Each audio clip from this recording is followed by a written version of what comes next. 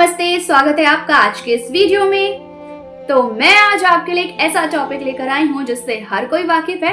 आजकल क्या हो गया है ना कि कई लोग ट्रेंड को फॉलो करते हुए ट्रेंड के साथ चल रहे हैं और कुछ इस तरीके की चीजें कर रहे हैं जिनका महत्व ही उन्हें पता नहीं।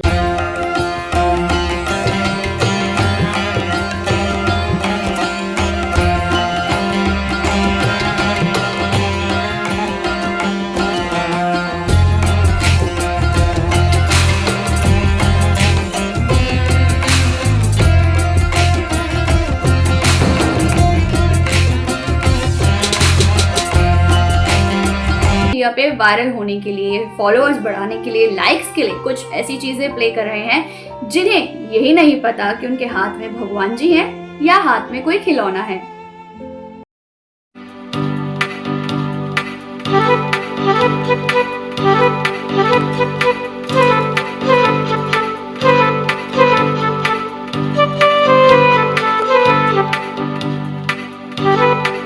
बात करें गणेश चतुर्थी की, जो अभी रिसेंटली खत्म हुई है, उनका विसर्जन खत्म हुआ है। लेकिन अगर हम बात करें कि किस तरीके से लोग विसर्जन करते हैं और किस तरीके से लोग गणपति बप्पा को लाते हैं, तो ये सब कुछ उल्टा है। क्योंकि लाते तो गणपति बप्पा को बहुत खुशी खुशी है, ढोल नगाड़ों के साथ नाचते गाते उनका स्वागत करते हैं, उनके लिए भोग बनाते हैं, उनके लिए नए नए कार्यक्रम रखते हैं, नाचते हैं गाते हैं, खूब एंजॉय करते हैं, उनकी सेवा करते हैं, उनका सत्कार करते हैं, उन्हें अच्छे से अपने घर में रखते हैं। लेकिन जब विदाई का समय आता है तो उन्हें इस तरीके से विसर्जित किया जाता है कि शायद ये कहीं ना कहीं बहुत ज्यादा गलत हो जाता है।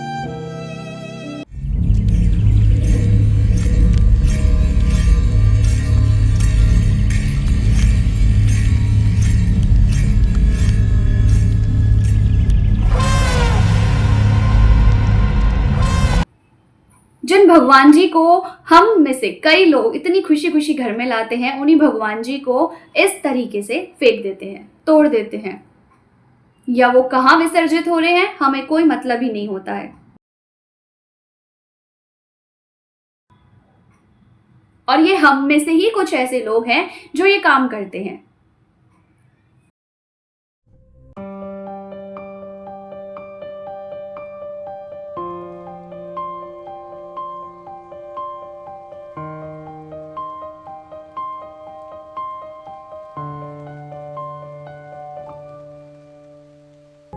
अरे जिस प्रतिमा को आप अपने घर ला रहे हो, तो क्या 2 दिन बाद उस प्रतिमा में से भगवान जी निकलकर भाग जाते हैं?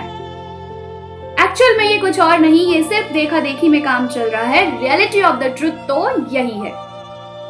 मुझे इस चीज से प्रॉब्लम नहीं है कि आप गणपति बप्पा को अपने घर में ला रहे हैं, पूजा कर रहे हैं, उन्हें खुशी खुशी रख रहे हैं, उनको गणेश चतुर्थी वाले दिन उनका वेलकम करते हैं। प्रॉब्लम ये है कि उन गणपति बप्पा का विसर्जन किस तरीके से होता है। ये वीडियो देखिए, शायद आपको समझ आएगा कि मैं क्या कहना चाह रही हूँ।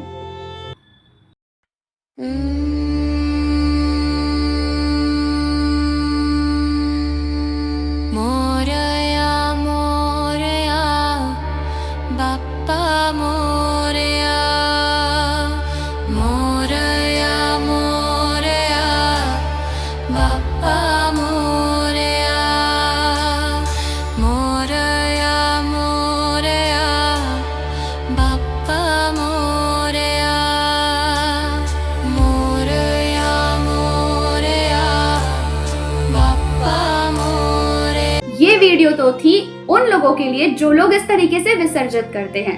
अब ये वीडियो देखिए, क्योंकि कई लोग बहुत ही सुंदरता और सरलता से जिस तरह गणपति बप्पा को अपने घर लाते हैं, उसी तरीके से गणपति बप्पा को विदाई भी देते हैं।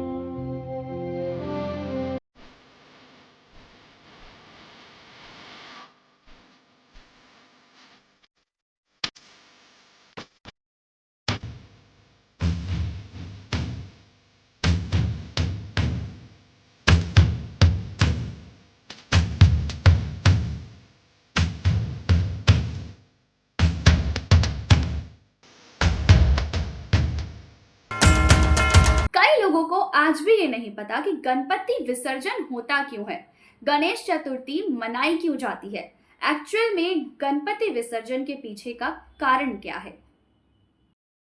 तो तो आपको बता दूं कि हाथी के सर वाले गणेश जी के जन्मोत्सव के उपलक्ष्य में गणेश चतुर्थी मनाई जाती है, क्योंकि उस दिन का उनका एक नया जन्म होता है।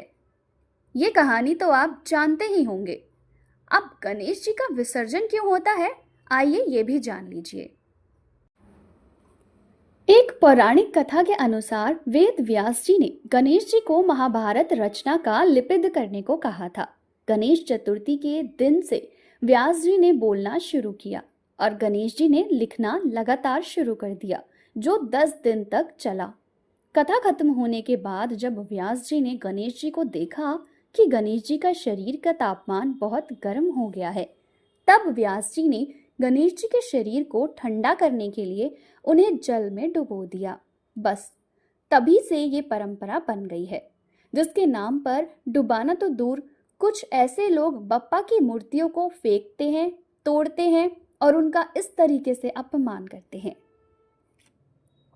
क्या आपको वाकई लगता है कि गणपति बप्पा का विसर्जन इसी तरीके से होना चाहिए जिस तरह से हमारे कई भारतीय लोग करते हैं? क्या ये स्कीम सही है कि इतने प्यार से लाए हुए भगवान जी को अपने ही हाथों या किसी और के हाथों से उन भगवान जी की प्रतिमा को तुड़वाना, फिकवाना, गंदे पानी में ऐसे ही छोड़वा देना?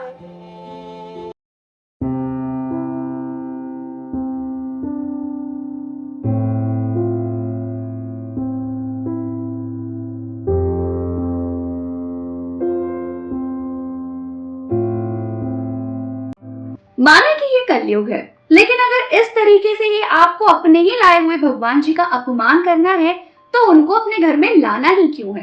सवाल तो ये है, और ये हर उस भारतीय से सवाल है जो हर साल गणेश चतुर्थी पे गणपति बप्पा को लाते हैं और उनका विसर्जन करते हैं। लेकिन कई लोगों को यही नहीं पता होता कि जो गणपति बप्पा ला रहे हैं या जहां से ला दे रहे हैं, वो गणपति बप्पा किस रूप में जाके विसर्जित हो रहे हैं। तो ये आपकी जिम्मेदारी है कि अगले साल से जब भी आप गणपति बप्पा को अपने घर लाए, तो जिस तरीके से उनका स्वागत करें, उसी तरीके से उन्हें विदाई भी दें। और विदाई किस तरीके से देनी है, ये तो आप लोगों ने इस वीडियो में देख ही लिया है। तो ज्यादा से ज्यादा कोशिश करिएगा कि गणपति बप्पा का विसर्जन अगले साल इस तरीके से ना हो। अगर आप अपने घर में गणपति बप्पा को याद करेंगे, उनकी पूजा करेंगे, उन्हें दिल से बुलाएंगे, तो शायद वो आपको आशीर्वाद दे देंगे। लेकिन अगर उनका फेस्टिवल इस तरीके से मनाया जाएगा और उनका अपमान किया जाएगा, तो आप पाप के भागीदारी जरूर बन जाएंगे।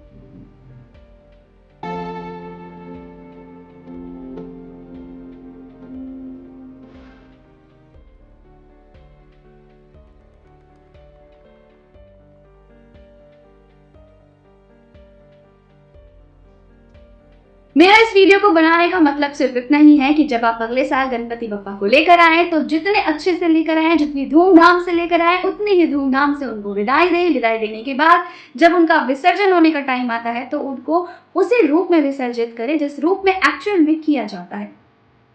वीडियो में दी गई जानकारी अच्छी लगी हो तो ये वीडियो हर किसी के पास शेयर करिएगा कि एक्चुअल में गणपति विसर्जन किस रूप में किया जाए, वो हर किसी को समझ में आ जाए। वीडियो को लाइक करिएगा, शेयर करिएगा और कमेंट करके बताइएगा कि आप लोग गणपति बप्पा को लाते हैं तो क्या विसर्जित इसी रूप में करते हैं, और अगर नहीं लाते हैं तो क्या उन लोगों को रोकते हैं जो विसर्जित इस रूप में करते हैं। अगर नहीं तो अगले साल से ये मत होने दीजिएगा। अभी के लिए इतना ही, कल फिर मिलेंगे अच्छे से टॉपिक के साथ। तब तक के लिए बाय बाय।